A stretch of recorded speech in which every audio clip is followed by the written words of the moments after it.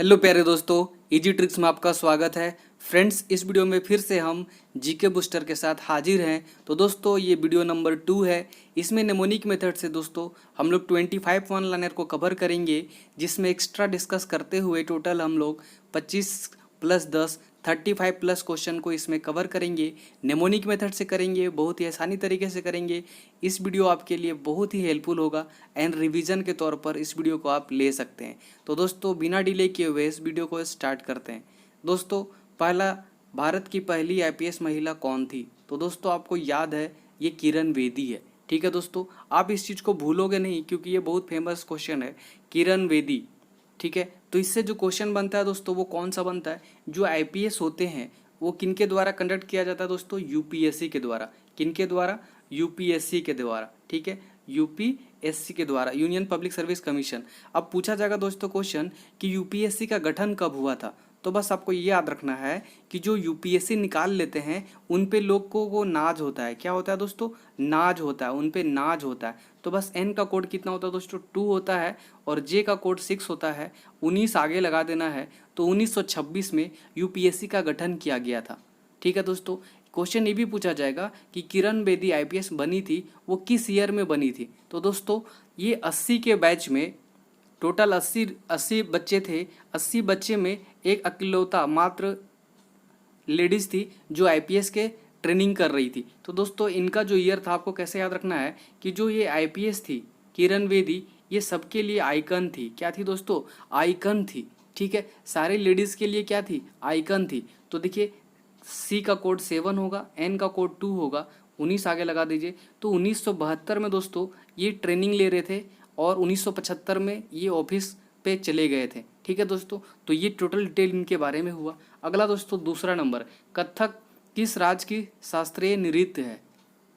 तो इसमें आंसर हो जाएगा दोस्तों उत्तर प्रदेश। इसको कैसे याद रखना है दोस्तों? देखिए ध्यान से, इसको याद ऐसे रखना है। देखिए, कथक में त दिख रहा है ना, और उत्तर में भी त दिख रहा है, तो कथक से उत्तर प्रदेश हो जाएगा डायरेक्टली। कथक उत्तर प्रदेश। यहाँ से जो क्वेश्चन कंफ्यूजिंग आएगा वो आएगा कि कथक कली किसका है? कथक कली किसका है? तो देखिए, कथक कली में ली आ रहा है ना, तो ली से आपको याद रखना है केरला। देखिए, केरला में भी ल आ रहा है। क्या आ रहा है? केरला में भी ल आ रहा है। तो बस जब आएगा कथकली किस राज्य का है, तो केरला का है। और कथक, कथक में त आ रहा है तो उत्तर प्रदेश। डायरेक्टली आपका यहाँ से क्लियर हो जाएगा। ठीक है, तीसरा नंबर, टीपू सुल्तान की राजधानी क्या थी? श्रीरंगपट्टनम। ठीक है, तो ये क्लियर हो गया। यहाँ से क्वेश्चन जो पूछा जाएगा वो ये पूछा जाएगा कि टीपू सुल्तान का पिता का नाम क्या था? तो दोस्तों, टीपू सुल्तान का पिता का नाम हैदर अली था। दूसरा क्वेश्चन पूछा जा सकता है क्या कि जो श्रीरंगपट्टनम है ये किस स्टेट में है? तो दोस्तों, ये कहाँ पे है? कर्नाटका में है। श्रीरंगपट्टनम कहाँ पे है? कर्नाटका में। ठीक है, अगला चौथा नंबर, चाइना मैन शब्द किस खेल से प्रयुक्त होता है? तो डायरेक्टली क्या हो जाएगा दोस्तों? क्रिकेट। कैसे याद रखना है कि जो चाइना के मैन है ना, चाइना के आदमी लोग है ना, वो कैट जैसा दिखते हैं। किसके जैसा दिखते हैं दोस्तों? बिल्ली की तरह। देखिएगा उनका आँख और फेस, तो किस तरह दिखते हैं? बिल्ली की तरह दिखते हैं। बस आपको यहाँ से क्लियर हो जाएगा कैट, क्रिकेट। ठीक है, आगे, प्रकृति के सबसे कठोरतम पदार्थ क्या है? तो दोस्तों, नेचुरल, जो नेचुरल होता है वो कौन सा होता है? हीरा। बाकी बात मैन मेड तो इससे भी बड़ा बड़ा और इससे भी कठोर कठोर मिल जाएगा। लेकिन जब बोलेगा प्रकृति का सबसे कठोरतम पदार्थ कौन सा है, तो आपको आंसर हो जाएगा हीरा।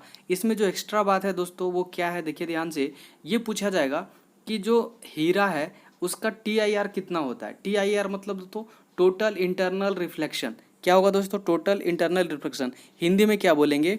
पूर्ण आंतरिक प्रवर्तन। पूर्ण आंतरिक प्रवर्तन कितना डिग्री पे होता है? तो दोस्तों, इसका आंसर कितना होगा? 24.5 डिग्री या 24.4 डिग्री।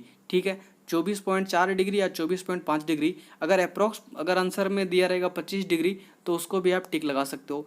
इतना उसमें क्या करना पड़ता है दोस्तों? डिग्री बनाना पड़ता है, मेंटेन करना पड़ता है, इतना एंगल बनाना पड़ता है, तभी जाके सोना, ये हीरा क्या करता है? चमकता है। क्लियर है? और ये एंगल को मेंटेन करने में बहुत ज़्यादा कठिनाई होता है, बहुत परिश्रम करना पड़ता है, इसीलिए हीरा का दाम बढ़ जाता है। ठीक है, आगे देखिए ध्यान से, डायनामाइट का आविष्कार किसने किया? अल्फ्रेड नोबेल ने किया। तो इसमें जो एक्स्ट्रा क्वेश्चन है वो देखेंगे, पहले ये देख लीजिए, इसको कैसे याद रखेंगे। देखिए, डायनामाइट आप देखते हो ना, डायनामाइट का आप आवाज़ सुनते होगे तो आप क्या हो जाते होगे? फ्रेड हो जाते होगे, क्या हो जाते होगे, अफ्रेड हो जाते होगे। नहीं, अफ्रेड मतलब क्या होता है, भयभीत। जैसे डायनामिट का आवाज़ सुनोगे तो क्या हो जाओगे, भयभीत हो जाओगे। भयभीत मतलब अफ्रेड हो जाओगे, क्या हो जाओगे, अफ्रेड। तो डायनामाइट जैसे उड़ेगा तो आप क्या हो जाओगे, अफ्रेड हो जाओगे। क्लियर है। और अफ्रेड नोबेल दोस्तों, ये नोबेल प्राइज जो दिया जाता है वही ये नोबेल हैं, अल्फ्रेड नोबेल वही है। तो नोबेल प्राइज कब दिया गया था दोस्तों और कब स्टार्ट हुआ था, तो इसमें सिखाया था मैं अपना वीडियो में कि बॉस क्या करता है, नोबेल प्राइज देता है। तो बी का दोस्तों 9 होगा, एस का 0 और एस का 0, 19 आगे लगा दीजिए। तो 19 में ये सेटअप किया गया था। और देना कब से स्टार्ट किया गया था, तो क्या बताया था कि जो नोबेल प्राइज है वो बेस्ट लोगों को मिलता है। किसको मिलता है दोस्तों, बेस्ट लोगों को मिलता है। क्लियर है। तो बी का कोड 9 होगा, एस का कोड 0 होगा, टी का कोड 1, एक आगे लगा दीजिए। तो 1901 में क्या किया गया था, नोबेल प्राइज दिया गया था। फर्स्ट इंडियन जो नोबेल प्राइज रिसीव किए थे दोस्तों, वो कौन किए थे, रविन्द्रनाथ टैगोर किए थे। कौन किए थे, रविन्द्रनाथ टैगोर किए थे। कब किए थे वो कैसे याद रखना है कि जब रविन्द्रनाथ टैगोर को जब मिला ना, रविन्द्रनाथ टैगोर को कब मिला होगा, जब वो धूम मचा दिए होंगे। क्या किए होंगे दोस्तों, धूम मचा दिए थे। देखते हो कि रविन्द्रनाथ टैगोर जी बहुत ज़्यादा लिटरेचर, उनको 2 3 5 6 लैंग्वेज आता था, तो वो पूरा धूम मचा दिए थे। देखिए, तो डी का कोड 1 होगा, एच का नहीं होगा, ओ का नहीं होगा, एम का 3 होगा। आगे 19 लगा दीजिए, क्योंकि 1901 में ये स्टार्ट ही हुआ था नोबेल प्राइज, तो 1900 के तो बाद ही लगा होगा। तो 1900 आगे चिपका देना। तो 1913 में किनको मिला था, रविन्द्रनाथ टैगोर जी को मिला था। क्लियर है। तो यहाँ से ये सारा क्वेश्चन बन सकता है। तो दोस्तों इस तरह करके हम लोग बहुत सारा क्वेश्चन को कवर करेंगे। तो आप घबराइए नहीं कि 25 का सीरीज है, 35 का सीरीज कर दिए, 40 का सीरीज कर दिए, इसको प्रॉब्लम नहीं करना, 25 ही रहेगा। लेकिन हम लोग क्या करेंगे, जो प्लस करेंगे एक्स्ट्रा वो अपना बढ़ जाएगा। अगला कौन सा दोस्तों, बिस्मिल्लाह खान किस वाद्य यंत्र से संबंधित हैं। तो आंसर क्या हो जाएगा दोस्तों, शहनाई। क्या हो जाएगा, शहनाई। इसको कैसे रिलेट करना है, याद रखना। देखिए ध्यान से, जब 20 मिला आपको ना, तो आपको सहना पड़ेगा। जब आपको 20 मिलेगा तो आपको सहना पड़ेगा। सहोगे तभी तो आप शिव जैसा बन पाओगे ना। शिव जी तो सहे थे, तभी तो उनको जब 20 मिला था, उनको 20 खाए थे, तो उनको सहना पड़ा था। उसी तरह अगर आप में अगर हिम्मत है, 20 मिला है तो आपको सहना पड़ेगा। क्लियर है। तो इससे याद रखना है। तो 20 मिला तो सहना पड़ेगा, तो सहना से सहनाई हो जाएगा। ठीक है। ऑस्कर पुरस्कार किस क्षेत्र में दिया जाता है, तो ये फिल्म में दिया जाता है। यहाँ से एक्स्ट्रा क्वेश्चन जो बनेगा दोस्तों, वो क्या बनेगा कि जो ऑस्कर पुरस्कार है वो किस ईयर से स्टार्ट किया गया। तो आपको क्या याद रखना है कि जो ऑस्कर से याद रखना है क्या, अवसर। और अवसर किसको मिलता है दोस्तों, नवाब लोग को मिलता है। आप देखते हो कि बॉलीवुड में भी ऐसे ही चलता है ना, ऐसे ही चलता है। आप जो वर्ड अब आजकल सुनते हो, नेपोटिज्म।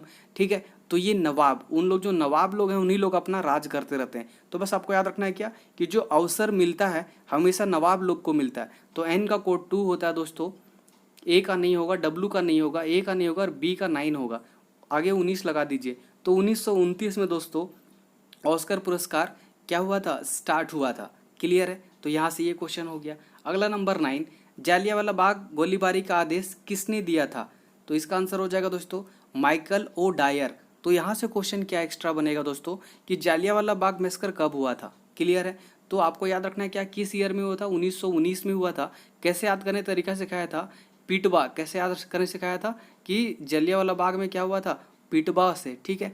आपको ये चीज़ याद है, प्लस एक्स्ट्रा आपको याद है क्या कि जो रॉलेस एक्ट पास हुआ था उसमें बिना ट्रायल किए हुए किसी को भी जेल के अंदर बंद कर देते थे और डायरेक्टली बोलते थे अगर ज़्यादा हीरो बनेगा, ज़्यादा बदमाशी करेगा तो पिटवा। तो पिटवा को भी डिकोड कर दीजिएगा तो 1919 हो जाएगा। और मेरे ख्याल से इसका जो डेट था डेज का, तो वो 13 अप्रैल था। ठीक है। 13 अप्रैल 1919 को ये जालियांवाला बाग मैसेकर हुआ था। क्लियर है। आगे देखिए 10 नंबर, पटना का प्राचीन नाम क्या था। तो इसका आंसर हो जाएगा दोस्तों पाटलिपुत्र। क्या हो जाएगा, पाटलिपुत्र। ये तो आसान है। अगला देखिए 11 नंबर, दिल्ली के लाल किला किसने बनवाया। दिल्ली के लाल किला किसने बनवाया। तो ये आंसर क्या हो जाएगा दोस्तों, शाहजहां। किसने बनाया, शाहजहां। तो दोस्तों यहाँ से एक चीज़ मैं और बताऊंगा, क्वेश्चन क्या पूछा जाएगा कि शाहजहां के द्वारा कौन कौन सा फोर्ट बनाया गया था या क्या क्या बनाया गया था। तो आपको उसको लिए एक ट्रिक याद रखना है, वेरी इंपॉर्टेंट ट्रिक है, डायरेक्टली आप आसानी से याद कर सकते हो। क्या याद रख सकते हो, मत जा रेशमा दीवानी। बस ये वर्ड याद रखना है, मत जा रेशमा दीवानी। ठीक है। अब इसको डिकोड करेंगे तो कौन कौन सा वर्ड आएगा, देखिए ध्यान से।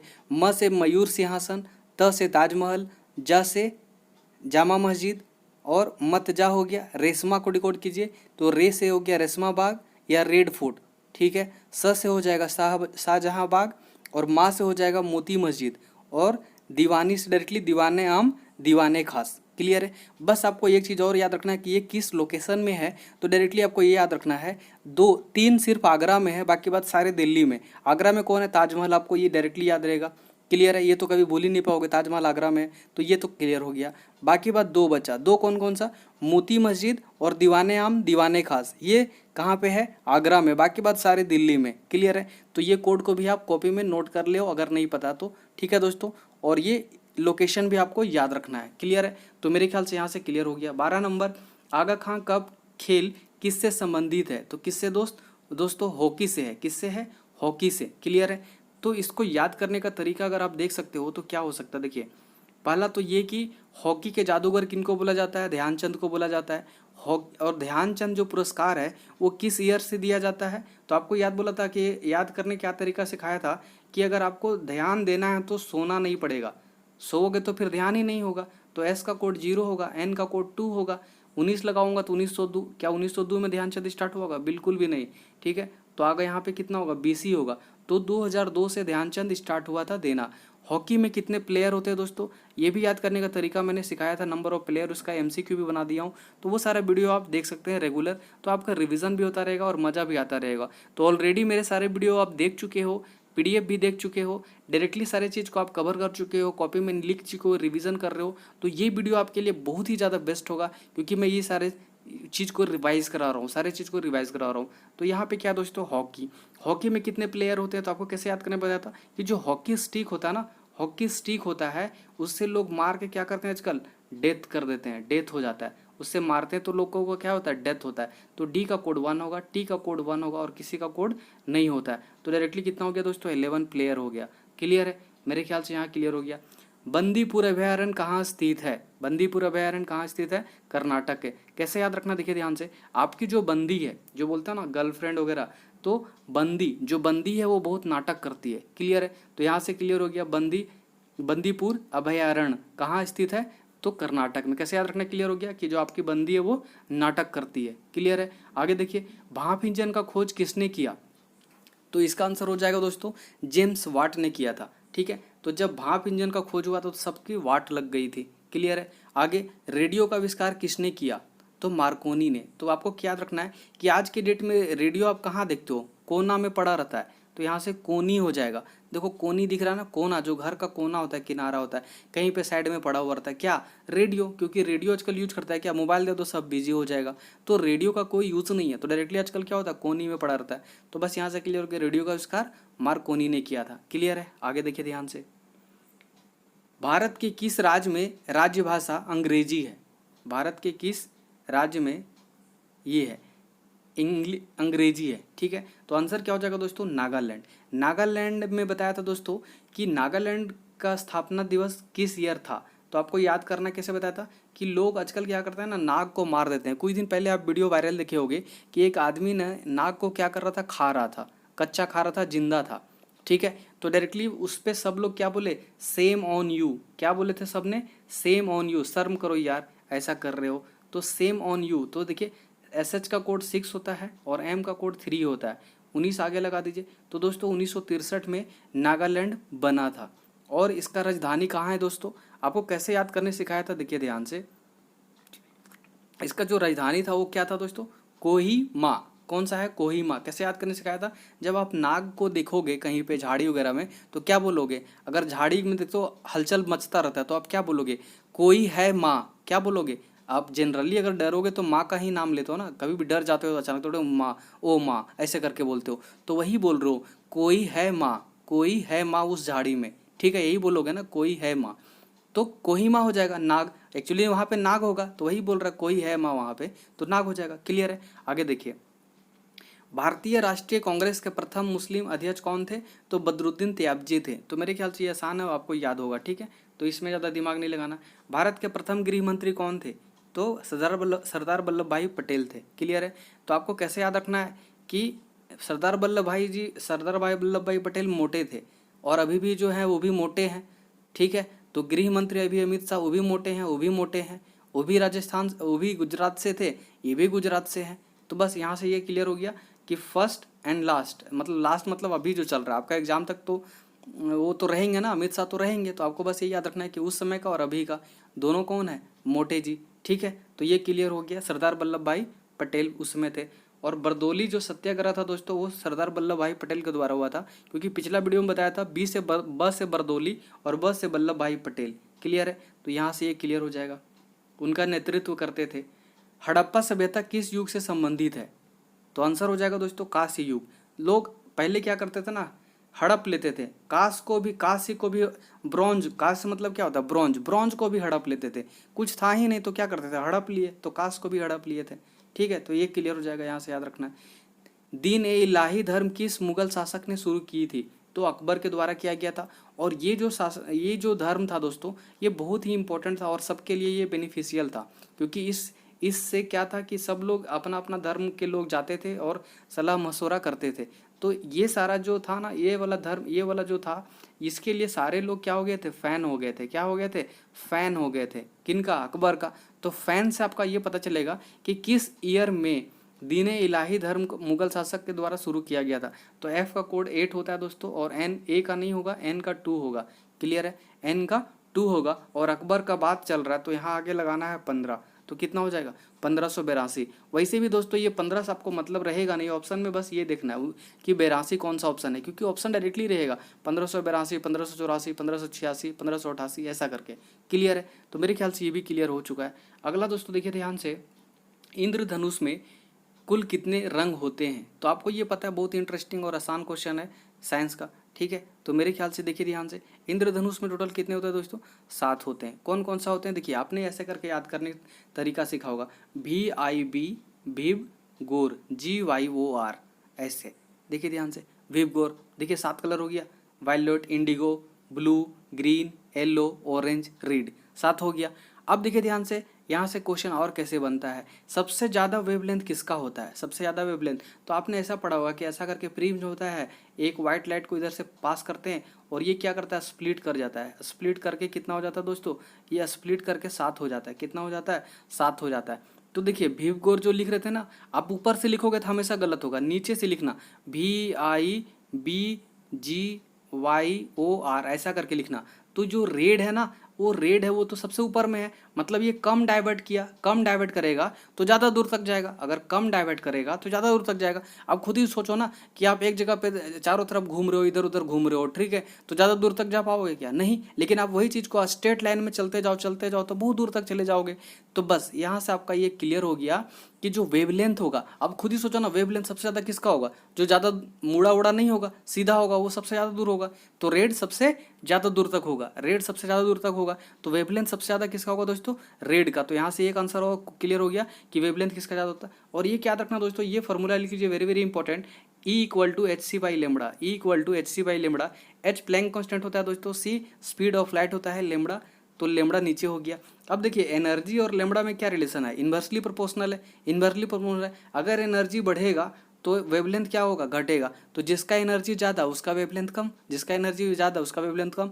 इसका मतलब जो रेड लाइट था, रेड कलर का था, उसका वेवलेंथ मैक्सिमम था, तो उसका एनर्जी क्या होगा, सबसे मिनिमम होगा। तो रेड का एनर्जी सबसे मिनिमम होगा। सबसे ज़्यादा एनर्जी किसका होगा, वायलेट का होगा। और सबसे ज़्यादा डेविएट कौन किया दोस्तों, वायलेट किया। तो यहाँ से इस तरह का सारे क्वेश्चन हो गया। तो दोस्तों मैं साइंस का भी बहुत जल्द ही वीडियो लाने वाला हूँ, साइंस पे भी वीडियो काम कर रहा हूँ। लेकिन उसमें प्रॉब्लम हो रहा है दोस्तों, मैं एक्चुअली इंग्लिश मीडियम से हूँ और हिंदी मीडियम में थोड़ा सा प्रॉब्लम हो रहा है। तो आप लोग थोड़ा सा मैनेज करेंगे तो मैं दोनों को करने की कोशिश करूँगा, बट मैं थोड़ा इंग्लिश में ज़्यादा कंफर्टेबल हूँ साइंस के लिए। ठीक है दोस्तों, आगे देखिए ध्यान से, चेचक के टीके की खोज किसने की, तो क्या हो जाएगा दोस्तों, एडवर्ड जेनर ने। किसने की थी दोस्तों, एडवर्ड जेनर ने। क्लियर है, तो यहाँ से ये हो जाएगा, ये आसान है, आपको याद हो जाएगा। कैसे, चेचक किसी को भी हो सकता है, किसी को भी हो सकता है, ठीक है। तो ये कोई भी जेनर पे मतलब जनरेशन पे या फिर किसी भी पे मैटर नहीं करेगा, ठीक है। तो ये आपको जेनर याद रखना बस, चेचक जेनर। रेबीज के टीके की खोज किसने की, तो पोस्चर ने की, लुई पोस्चर ने। आपको कैसे याद रखना है, रेबीज से तो क्या बोलोगे, आप दोस्त लोग जा रहे हो, आपका दोस्त पोस्टर भी चिपकाते जा रहा है, एक पुल क्रॉस कर रहे हो, ब्रिज, तो बस क्या बोलोगे, अरे ब्रिज पे पोस्टर चिपकाओ नहीं, मार भी खाओगे, पोस्टर चिपकाना मना है, देख नहीं रहे हो लिखा हुआ है।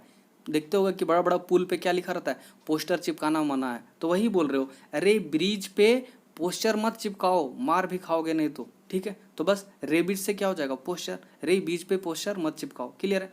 दही में कौन सा जीवाणु पाई जाती है, तो ये दोस्तों आसान है, लैक्टोबैसिलस, क्लियर है। अगला कौन सा दोस्तों, 25 नंबर में, विद्युत धारा की इकाई क्या होती है, तो दोस्तों इसका क्या हो जाएगा, एम्पियर। तो दोस्तों विद्युत धारा से कभी प्यार मत करो, नहीं तो आपको झटका लगेगा, ठीक है। तो विद्युत धारा से आपको प्यार नहीं करना है, तो पीआर देखिए ध्यान से, यहाँ पे पीआर आ रहा है, ठीक है। तो एम्पियर, ठीक है, क्लियर है। तो मेरे ख्याल से ये दोस्तों सारा चीज़ आपको याद हो गया होगा, बहुत ही आसानी तरीके से मैंने याद कराने की कोशिश किया दोस्तों। मेरे ख्याल से एक भी छूटा नहीं है, जो जो मैं पॉइंट सोचा था सारा पॉइंट को मैंने इसमें कवर कर दिया, क्लियर है दोस्तों। यहाँ से मेरे ख्याल से आपको सब कुछ समझ में आ गया होगा, ठीक है दोस्तों।